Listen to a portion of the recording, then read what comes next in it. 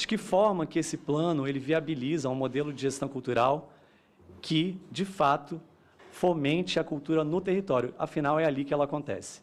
A cultura está ali onde as pessoas vivem, onde elas moram, onde elas trabalham, onde elas se encontram. E, claro, que é muito importante a gente ter uma política nacional, a gente ter um plano nacional. No entanto, me questiono se todas essas diretrizes, todas essas perspectivas, essas 53 metas, elas têm conseguido chegar, de fato, lá onde realmente a cultura acontece. Nós nos preocupamos também com a cultura nas suas diversas expressões, na cultura em relação também àquilo que nós temos de diversidade, aos novos modos de expressão cultural, aquilo tudo que está também garantido pelo artigo 215 da Constituição.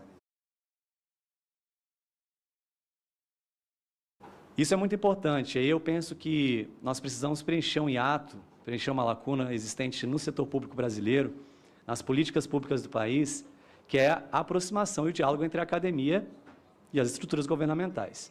Há muito conhecimento importante e relevante sendo produzido, mas eu vejo que há pouco usufruto desse conhecimento por parte do Estado, em todos os níveis, municipal, estadual e federal.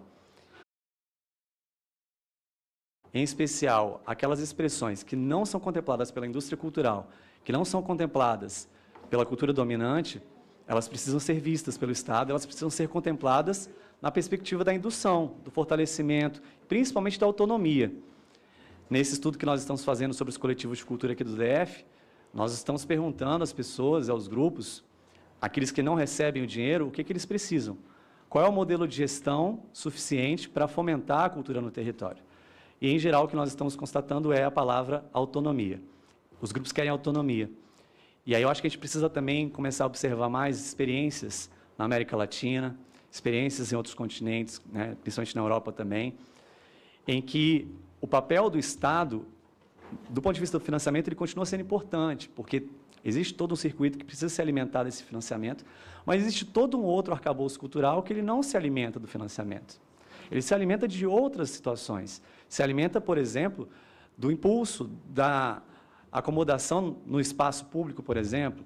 Se alimenta dos equipamentos, se alimenta também da viabilidade das suas atividades, da proteção, por exemplo, se a gente falar aqui das matrizes africanas, dos grupos indígenas, que hoje estão ameaçados aí por uma série de fatores.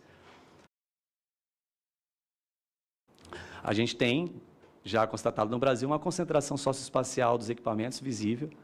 Aqui no DF nós temos também essa realidade que se assemelha à maioria das capitais brasileiras, uma concentração dos equipamentos, em especial nas áreas que menos precisam dos equipamentos, porque são as áreas em que a população pode pagar pelos equipamentos privados, pelos espaços privados de cultura. Aqui em Brasília mesmo a gente tem esse exemplo. O Plano Piloto concentra aí, só na área central, aqui, 83 espaços culturais, segundo a nossa própria cartografia, sendo que Ceilândia, que é uma cidade populosa, tem 13, São Sebastião tem 7. Então, é preciso que nós pensemos também um modo de aplicar essa gestão cultural que se preocupe com os equipamentos e, principalmente, dê autonomia aos grupos.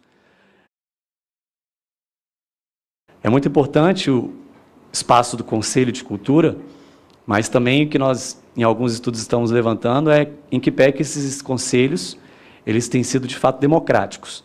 Eles têm contemplado a diversidade do território e não têm sido dominados por algumas coalizões de produção cultural que justamente fazem o contrário, impedem que as expressões do território elas se tornem visíveis.